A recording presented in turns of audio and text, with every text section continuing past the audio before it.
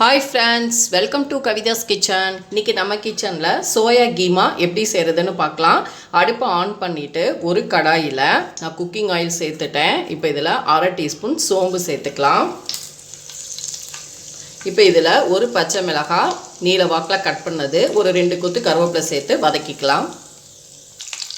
ஒரு பெரிய சைஸ் வெங்காயம் இந்த மாதிரி பொடியா நறுக்கினதை சேர்த்துட்டு நல்லா வதக்கிக்கலாம்.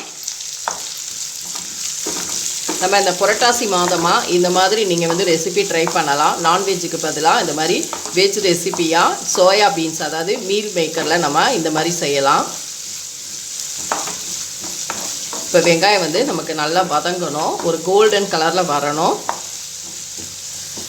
வெங்காயம் நல்லா வதங்கிருச்சு. 1 டீஸ்பூன் அளவுக்கு இஞ்சி பூண்டு பேஸ்ட்டு சேர்த்து நல்லா வதக்கிக்கலாம்.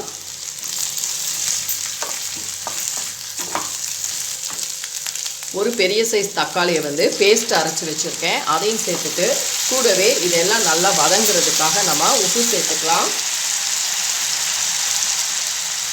உப்பு சேர்த்துட்டு இப்போ நல்லா இது வதங்கணும். வதங்கிட்டு நமக்கு அந்த எண்ணெயெல்லாம் நல்லா பிரிஞ்சு வரணும். இப்போது மசால் பொடி சேர்த்துக்கலாம். ஒரு 1/4 டீஸ்பூன் மஞ்சள் தூள் சேர்த்துக்கோங்க, 1/2 டீஸ்பூன் மல்லிப்பொடி, 1 டீஸ்பூன் தனி மிளகாய் தூள், ஒரு 1/2 டீஸ்பூன் கரம் மசாலா எல்லாத்தையும் சேர்த்துட்டு நல்லா வதக்கிக்கணும்.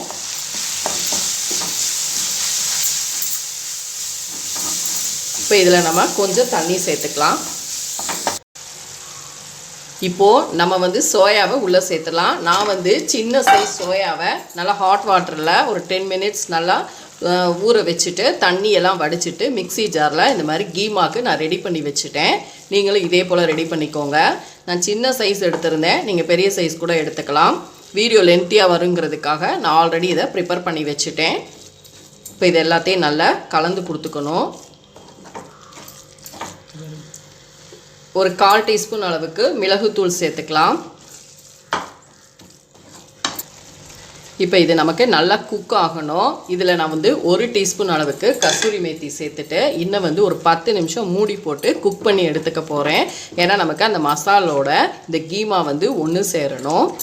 இப்போ வந்து நம்ம வந்து மூடி போட்டு லோ குக் பண்ணி எடுத்துக்கலாம். ஃப்ரெண்ட்ஸ், இப்போ நம்ம ஸ்டவ் ஆஃப் பண்ணிவிட்டு நம்ம வந்து பொடியாக நறுக்கினா கொத்தமல்லி எல்லாம் சேர்த்துக்கலாம். அவ்வளோதான், நமக்கு சூப்பராக வெஜ் சோயா கீமா ரெடி ஆகிடுச்சு. கண்டிப்பாக நீங்களும் இந்த ரெசிபியை ட்ரை பண்ணி பாருங்கள். சூப்பராக நம்ம ரெடி பண்ணிட்டோம். இதை சைடிஷ்லாம் வச்சு சாப்பிட்டா செம்மையாக இருக்கும். இப்போ இதை நம்ம ஒரு பவுலுக்கு மாற்றிக்கலாம். ஃப்ரெண்ட்ஸ், சூப்பராக நமக்கு veg soya keema meal maker keema கறி ரெடி ஆயிடுச்சு. கண்டிப்பாக இந்த ரெசிபியை ட்ரை பண்ணி பாருங்கள். இந்த ரெசிபி பிடிச்சிருந்தால் லைக் அண்ட் ஷேர் பண்ணுங்கள். மறக்காமல் கவிதாஸ் கிச்சனுக்கு சப்ஸ்கிரைப் பண்ணிக்கோங்க. ஃபேஸ்புக் அண்ட் இன்ஸ்டாலையும் ஃபாலோ பண்ணுங்கள். அடுத்த வீடியோவில் உங்களை சந்திக்கிறேன். தேங்க்யூ.